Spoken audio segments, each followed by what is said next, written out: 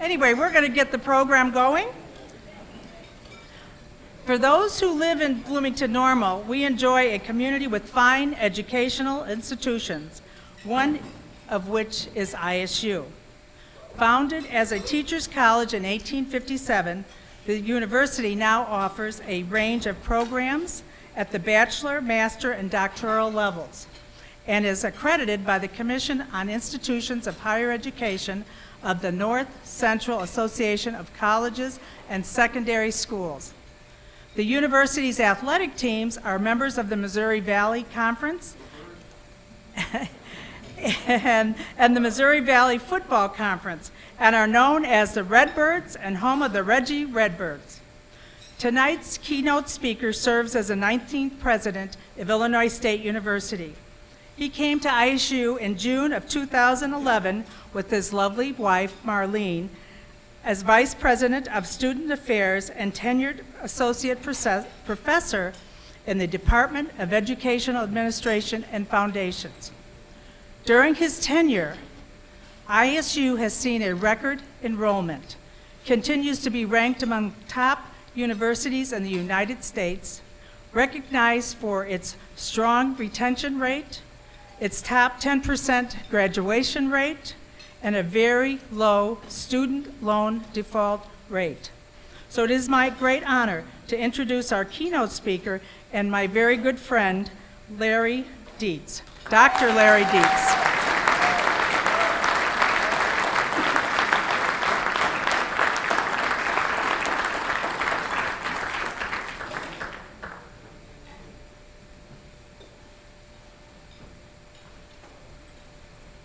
Well, thank you very much, Julie. It's a real pleasure to be here. I'm going to ask that the folks bring up the house lights a little bit. Could you do that? Anybody near the light switch back there? Anybody find the light switch? If you don't find the light switch, this speech is going to be a lot longer because I can't see my notes. That just shortened your attendance here by about 20 minutes. So my pleasure to be here with you tonight. Thanks so much, Julie, for the kind invitation. She's right. We really have a fantastic university here located in two wonderful communities of Normal and Bloomington. And so if this is your first time to this community, welcome. We're glad that you're here. We hope that you'll come back and visit often. And if you haven't made a trip to the campus, we hope that you'll have time to do that sometime while you're up here, or perhaps during another trip to this area. I've gotten to know Julie Bob Dobsky, her husband, and I want to give a bit of a truth in statement here. Bob, her husband, is one of my bosses. He's on the Illinois State University Board of Trustees, and so I was going to say a lot of really nice things about him, but he's in Chicago tonight, so I would do that anyway. But Bob and Julie have been terrific folks. The whole idea about service above self, there's nobody in this community that exemplifies that more than Julie and Bob Dobsky, and Marlene and I are honored to have you as colleagues and friends. So whenever, yes, please.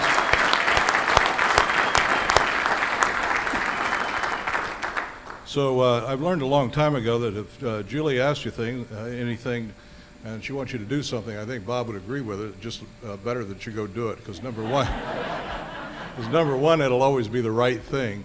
And number two, she's persistent. And so really appreciate the honor to be with you tonight. Also, it's very special that I get to speak tonight to a group whom I admire and I'm proud to be a member. I guess my sense tonight is that this is going to be a little bit different presentation for me. I have colleagues here who haven't heard this story, and many others haven't heard this story, and this is a personal story. And I want to start by reading a little something here that was given to me many, many years ago, and it was written the thoughts were of a child, written by an adult reflecting back on childhood. And it was entitled, "When You Thought I Wasn't Looking." So when you thought I wasn't looking, I saw you hang my first painting on the refrigerator, and I immediately want to paint another one. When you thought I wasn't looking, I saw you feed a stray cat, and I learned that it was good to be kind to animals. When you thought I wasn't looking, I saw you make my favorite cake for me, and I learned that little things can be the very special things in life.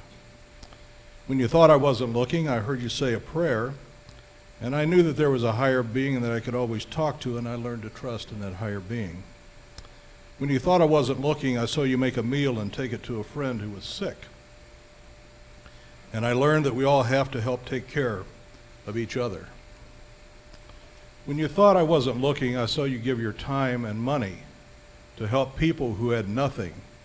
And I learned that those who have something should always give to those who don't have anything.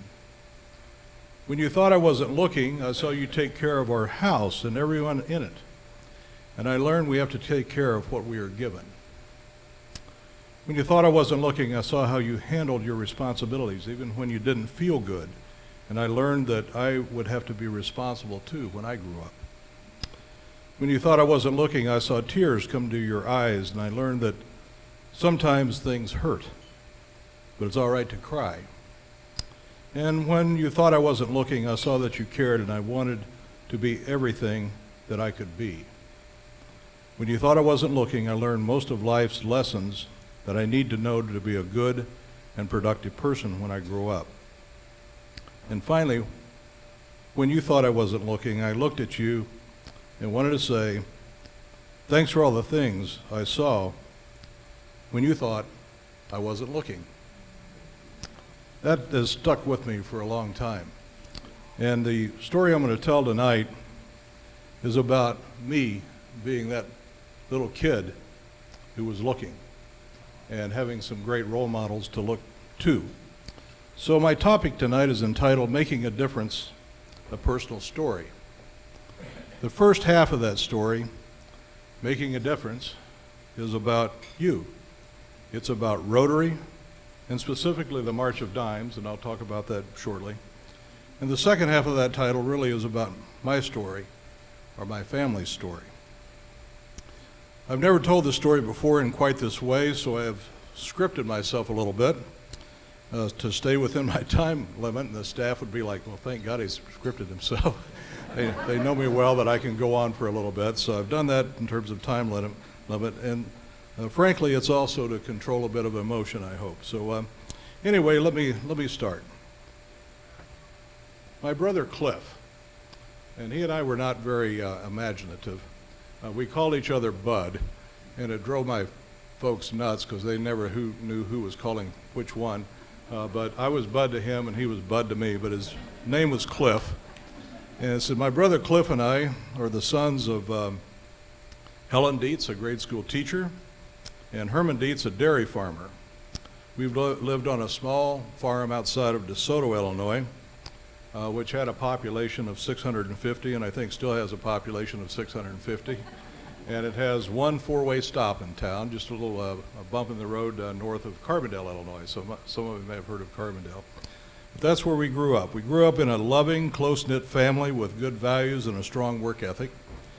And while I hope those characteristics continue in us today as adults, our lives changed in 1952, a long time ago, when he was stricken with poliomyelitis at the age of 9, and I was 4. What followed from that day forward altered his life dramatically, and my mother and my father's lives and my life. When he became weak and his muscles began to cramp, I remember them placing him in our bathtub in warm water, massaging his muscles, not knowing what to do to help him, and feeling very helpless. Those are words that I can articulate now, but I couldn't at the age of 4. The memory, however, is still vivid. I also remember being taken to an aunt and uncle's house to stay with them as they took my brother to the emergency room at the hospital. And from there he was quickly transferred to Springfield, Illinois, where he joined lots and lots of other people at that time who had also been stricken by this terrible and not very well understood disease at that time. Bud remained in the hospital there for 6 months in an iron lung, which aided him in breathing. And a few years ago, Marlene and I were attending an alumni event in Atlanta, Georgia, at the Center for Disease Control, which sounds like a weird place to have an alumni event. But nevertheless, it's a really terrific facility. So if you ever have an opportunity, you're in Atlanta, do you want to learn something about the history of diseases and the future of disease prevention, it's really a fantastic place. But nevertheless, that's where we were. We had a lot of alums who were there, and we had a number of alums who held executive level positions within the Center for Disease Control. So we're doing a tour, walking around and learning lots of things. And I came around the corner, and I was supposed to speak in, I don't know, after the tour was over. And we came around the corner, and unbeknownst to me, there was an iron lung. Didn't sound quite like that.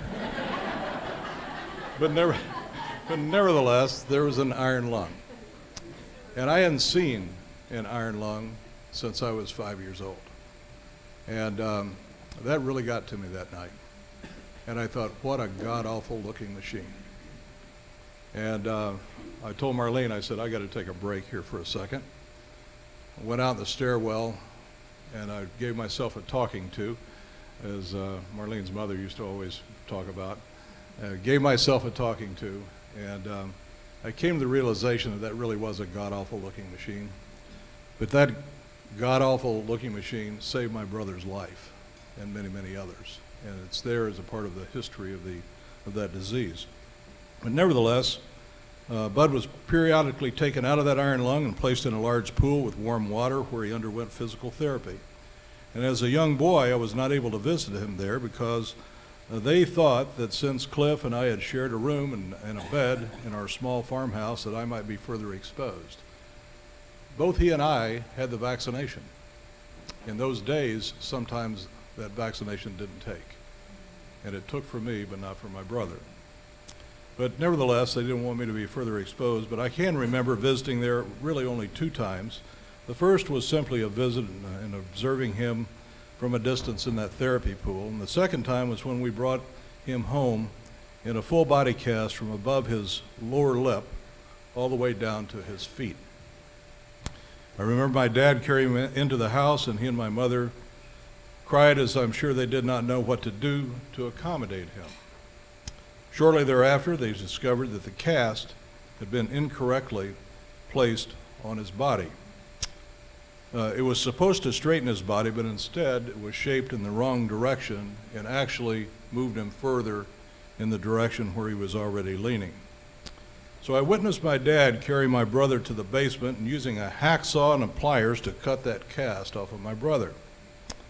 And my grandpa was down there as well, applying some alcohol, trying to get the plaster off, and he got that off of my brother. And at that point, over the course of the next really several years, my mother would exercise my brother's legs, back, and arms to the point that my brother would cry out in pain.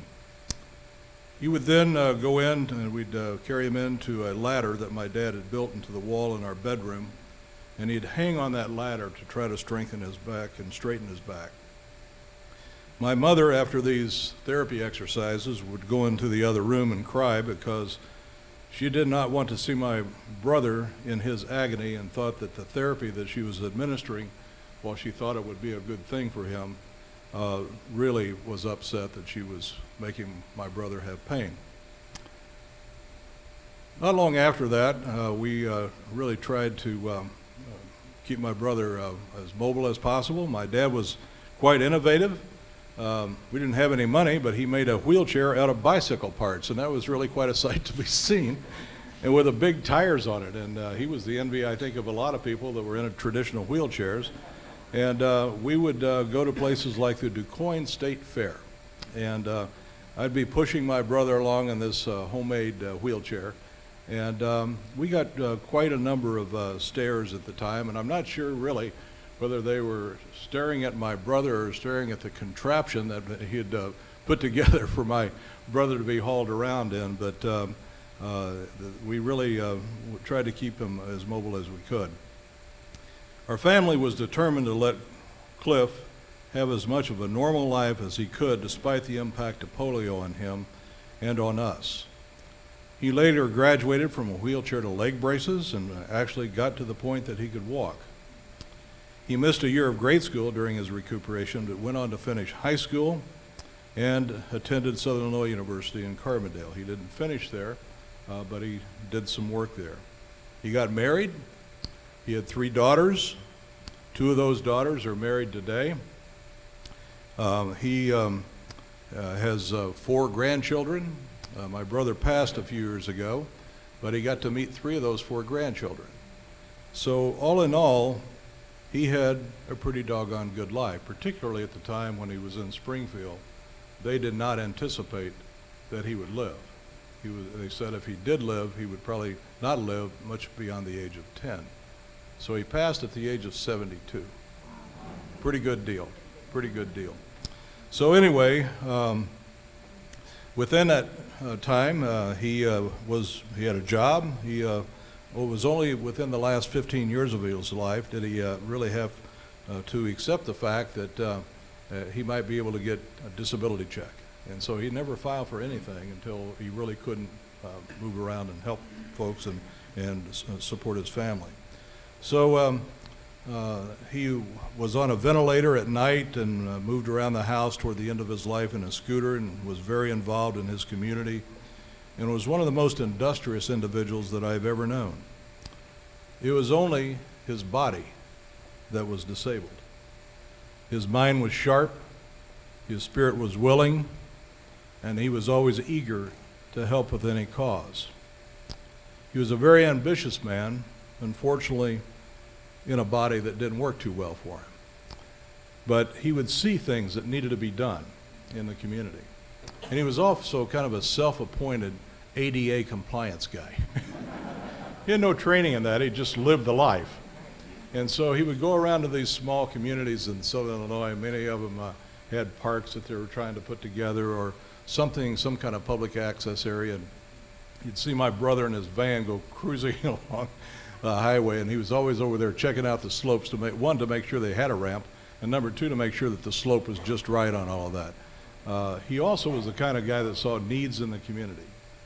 And he couldn't do much to fix those needs physically, but he could be on the phone like anybody you couldn't believe.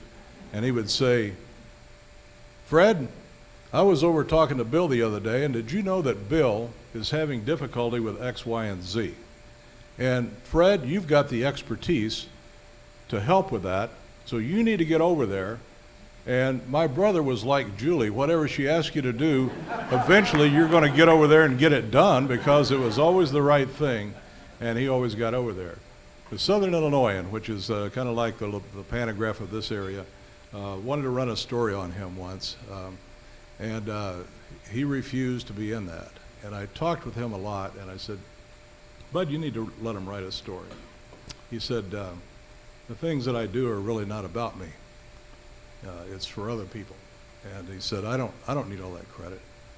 And it wasn't until actually about a month before he passed that they went ahead and did a story, because the local community got onto the paper, and they said, "He's probably not long for this world, and you need to do a story whether he's quoted in there or not." And I still have clippings of that. It's called "One in a Million." And it's got his picture in there, and they talk about all the things that he did for other people. And I was so proud of that. In short, I am really proud to be related to my brother. I'm a better person because of him. I never heard him one time, complain about either physically that I hurt, and I know that he hurt because of his body formation. I never heard him complain one time about the situation that it was in. Gosh, wouldn't have been better had it been in another situation, and so forth. Never complained. Never thought that he couldn't do something that needed to be done. He was a fearless advocate and never hesitated to help someone in need. I know he considered himself to be a lucky fellow, and he was. We've been told that of the entire floor of patients on that Springfield hospital, that only 3 survived during the same time that my brother was there. The last one, before my brother passed away, was Donna Bashew, and she was from around the Springfield area, and she passed away 30 years before my brother did. So he was really a trooper and really very, very fortunate. I think in his view, he had a full life, And his life may have been impacting more people in the situation that he was in, then who knows, that maybe had he been fully healthy and able-bodied, who knows, one of those life's mysteries. But you see, life is full of blessings, and even out of the worst of circumstances, good things always happen. They don't always happen the way you think they might, or in the timing that you think they should, or in the way that you think they should. But if you're patient, they always happen. I know that my parents lived the rest of their lives trying to repay the debt that they owed to the March of Dimes at the time, which had taken up the cause of polio. Without their help, our family would not have been able to pay the bills and get the support that we needed. My mother went on to be very active in their fundraising efforts, and I remember standing in what seemed to be always the coldest day of the year in January at that four-way stop in DeSoto, Illinois, holding a bag and asking truckers and anybody that was driving through that four-way stop, would you help with the March of Dimes? My dad did that. My mom did that. My brother was out there. He did that, and I did that. I was looking, and that was very powerful for me to see what other folks were doing to help other people. So what could Cliff's life have been had he not had polio? Of course, we'll never know. But I've been ecstatic to see my brother able to run as a young boy and possibly play sports. Of course. I think he would have been a heck of a competitor because he just was in life. Would it have been less stressful for him and my family had he not had polio? Absolutely. Would we have been loved more as young boys by our family? I doubt it. Would we have been as grateful to the March of Dimes and to Rotary for having picked up that banner as we are today in addressing this dreaded disease? Probably not. My brother would want me to stress how thankful he is to Rotary for including the elimination of polio from the face of the earth as one of our goals. I join him and my mom and dad. If they were all living today, they would be here thanking all of you too. In later life, my brother drove this old van, and it was had an accessibility thing that pulled out for him, and he always had a bumper sticker on there that said, "Thank you, Rotary, for Polio Plus." I was very, very proud of that. And he became known as the scooter guy. And his idea is that unfortunately a lot of people who need scooters later in their lives, when they pass, their families don't know what to do with the scooters.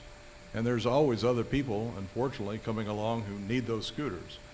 And so my brother became the guy in Southern Illinois who would redistribute scooters. And he never made any money at this. I said, if you ever charged anybody, you'd make pretty good money at this, bud. And he said, I'm not interested in that. But he became the scooter guy as the moving scooters around. So anyway, he really always appreciated that. But we're not there yet in terms of eliminating polio. There are still a few spots in the world, and as a matter of fact, Marlene and I were in Africa this summer, and there's some polio reappearing in a few of those spots in Africa, so we had to take a polio shot again before we went over to Africa this summer. But many of those spots and those affected areas won't really have the resources that Cliff and our family had. So what do we need to do? Well, we need to dig a bit deeper into our own pockets, and I invite you to join me in doing that, and you did that earlier. I heard a lot of buzz earlier about the University of Illinois, and I'm delighted that they won their football game today. That's fantastic. Illinois State won our football game today, too. How about that? And Tim Killeen, who's the president of the University of Illinois system, is a good friend and colleague of mine. And Robert Jones, who's the chancellor at the University of Illinois Champaign-Urbana, is also a good friend and colleague of mine. And I think they wouldn't be at all concerned that if I said, you know, not only do I want to respect their team and their win, but I want to respect our team and our win. And what was that? $220 those tickets sold for? Was that the amount? It's kind of a weird amount. So initially I thought about, well, you could raise that and maybe even double that. And then that's another weird amount. So for the win today for Illinois State, Marlene and I are donating $500 tonight for the Polio Plus Foundation and Rotary.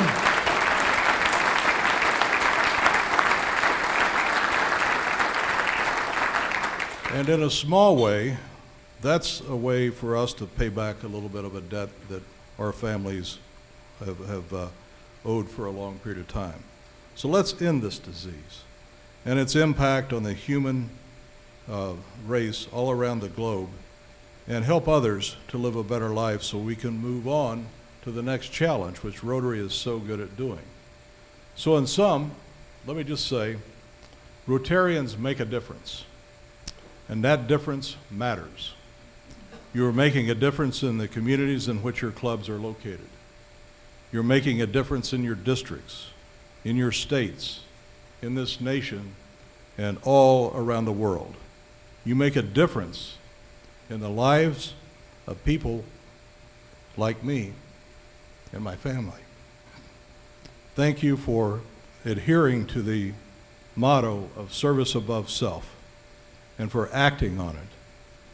Thank you for Cliff, for my family, and may each of you continually be blessed to help and by helping others. Thank you for your kind attention, and God bless all of you. Thank you.